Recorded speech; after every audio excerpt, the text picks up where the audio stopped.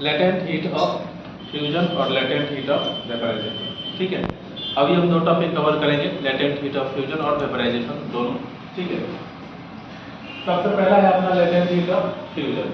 देखेंगे इसमें क्या है, the amount of heat required to change the state of unit mass of substance from solid to liquid. अच्छा एक बात बताओ, ठीक है, सॉलिड से जब कोई सब्सटेंस लिक्विड में कन्वर्ट हो जाता है, ठीक है, तो उसके लिए हमें जो अमाउंट देना पड़ता है सब्सटेंस को, ठीक है, उसी सब्सटेंस को हम क्या बोलते हैं, लेटेंट हीट ऑफ फ्यूजन। मतलब वो फ्यूज कर रहे हैं, धीरे धीरे क्या हो रहा है, सॉलिड से लिक्विड में कन्वर्ट हो रहा है, मतलब वो मेल्ट करता हुआ चला जा रहा है। ठीक है, the amount of heat required, मतलब ये Q, मतलब जैसे Q की जरूरत है तो कितने Q की जरूरत है उसके बारे में बात कर रहे हैं। The amount of heat required, मतलब Q की जरूरत है to change the state of unit mass, मतलब किसी भी सब्सटेंस का स्टेट चेंज होना है, तो स्टेट चेंज होना है मतलब लेटेंट है, स्टेट चेंज नहीं होता मतलब स्पेसिफिक होता।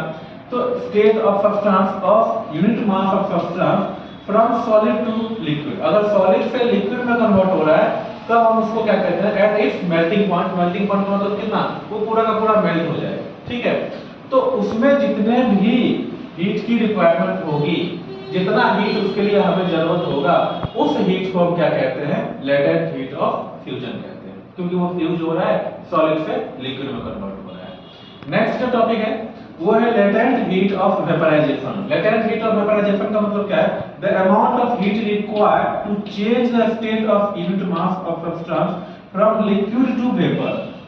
बिल्कुल सिंपल है, अगर सॉलिड से लिक्विड में कन्वर्ट हो रहा है मतलब फ्यूजन, और अगर लिक्विड से वेपर में कन्वर्ट हो रहा है मतलब वेपराइजेशन। तो लेटेंट हीट ऑफ उसको हम क्या कहेंगे, vaporization at its boiling point. हाँ, एक बात ध्यान रखनी है कि जब भी हम लेटेंट हीट ऑफ फ्यूजन की बात करें तो ये नहीं कि जैसे आइस का टुकड़ा लिया था हमने और वो आधा मेल्ट हो गया और आधा आधे भी सॉलिड के फॉर्म में है, तो हम उसको completely latent heat of fusion के नाम से नहीं जान सकते।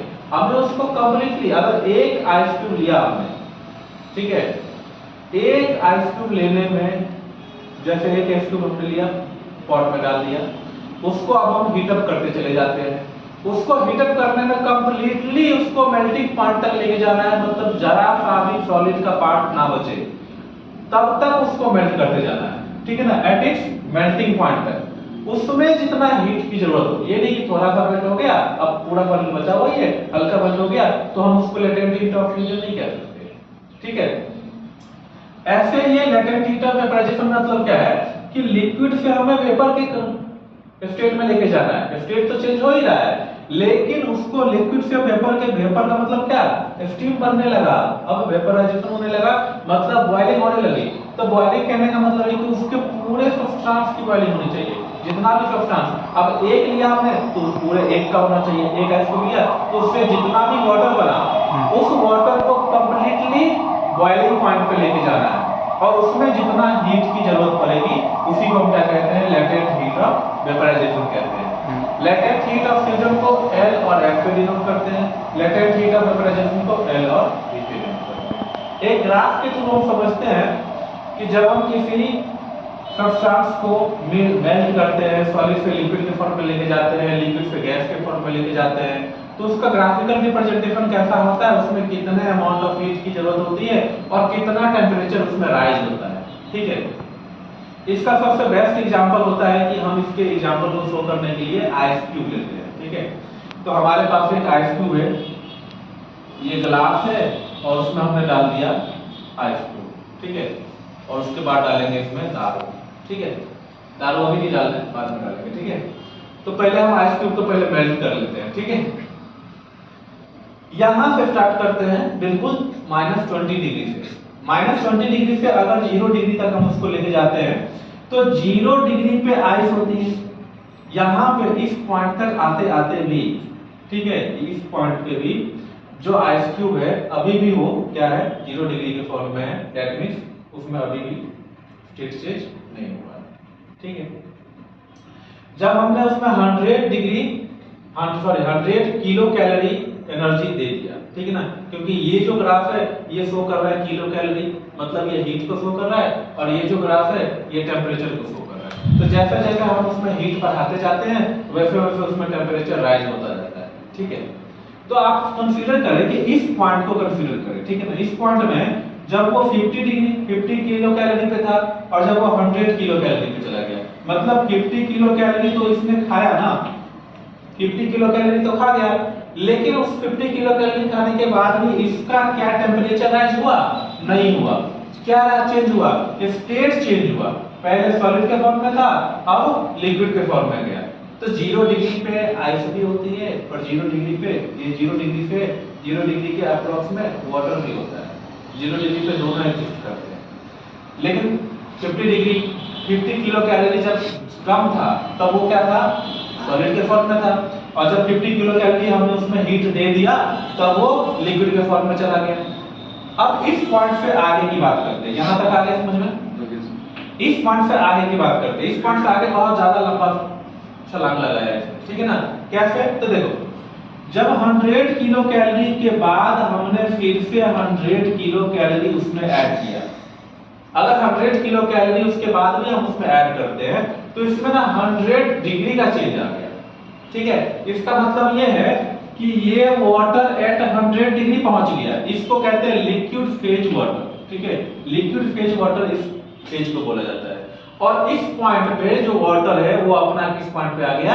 100 डिग्री पे आ गया। अब वाटर 100 डिग्री पे आ गया, इसका मतलब क्या? वो बॉयल कर रहा होगा, क्योंकि 0 डिग्री पे तो वो बॉयल नहीं करेगा। यहाँ पे वाटर क्या है? वाटर एट 0 डिग्री सी, और यहाँ पे क्या है? Ice at 0 degree C. तो 50 किलो कैलोरी खाने के बाद वो वाटर के फॉर्म में कन्वर्ट हुआ, स्टेट चेंज हुआ। लेकिन यहाँ से लेके यहाँ तक 100 किलो कैलोरी तो लिया हमने, और 100 किलो कैलोरी में उसका स्टेट चेंज नहीं हुआ अभी तक। मतलब ये कौन सा हीट हुआ? तो ये हुआ स्पेसिफिक हीट। तो उसका स्टेट चेंज नहीं हो रहा है, लेकिन उसका क्या हो रहा है? अब 100 डिग्री सी पे वाटर पहुंच चुका है, ठीक है। तो टेम्परेचर राइज हुआ। टेम्परेचर राइज कितना हुआ? 100 डिग्री सेल्सियस।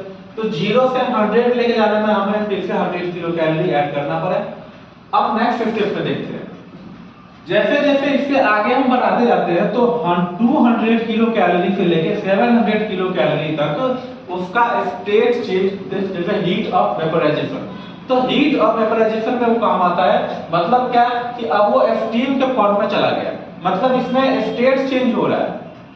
स्टेट चेंज हो रहा है क्योंकि अब वो पहले बॉइलिंग पॉइंट में था, तो वाटर बॉयल होने लगी। वाटर बॉयल होने के साथ साथ अब जो वाटर मॉलिक्यूल्स थे अब उसने अपना स्टेट चेंज कर लिया। अब वो लिक्विड से वेपर के फॉर्म में आने लगे। वेपर के फॉर्म में आने लगे तो हम इसको क्या कहते हैं? Steam eight 100 degree Celsius. हम देख सकते हैं क्लियरली कि अभी भी टेम्परेचर चेंज नहीं हुआ है, अभी बस उसका क्या हो रहा है? स्टेट चेंज हो रहा है। जबकि एनर्जी गैप कितना है? एनर्जी गैप 200 से लेके 700, मतलब 500 किलो कैलोरी। कितना ज्यादा एनर्जी गैपिंग है? 500 किलो कैलोरी खाने के बाद भी इसका सिर्फ और सिर्फ स्टेट चेंज हो रहा है। समझ रहे बात को? नेक्स्ट पॉइंट पे देखते हैं कि जब वो 700 किलो कैलोरी तक ले चुका है, 700 किलो कैलोरी तक खा चुका है, उसके बाद देखते हैं कि अब इस पॉइंट को हम कहते हैं स्टीम एट 100 डिग्री सेल्सियस। मतलब इस पॉइंट पे जो यहाँ पे आइस था, अब वो आइस स्टीम के फॉर्म में कन्वर्ट हो गया और स्टीम 100 डिग्री सेल्सियस पे चल रही है, ठीक है ना। 100 डिग्री सेल्सियस उस स्टीम का है। नेक्स्ट जब हम 100 किलो कैलोरी और देते हैं, 100 किलो कैलोरी जब ये और खाता है तो उस फेज में क्या होता है कि उसको कहते हैं gas phase. That means steam बनने लगा और उसी फेज को गैस फेज बोला जाता है। और स्टीम एट 120 डिग्री सेल्सियस, और इस पूरे का टेम्परेचर 120 डिग्री हो जाता है। मतलब उस स्टीम का टेम्परेचर भी कितना आ गया? 120 डिग्री। क्लियर है इतना?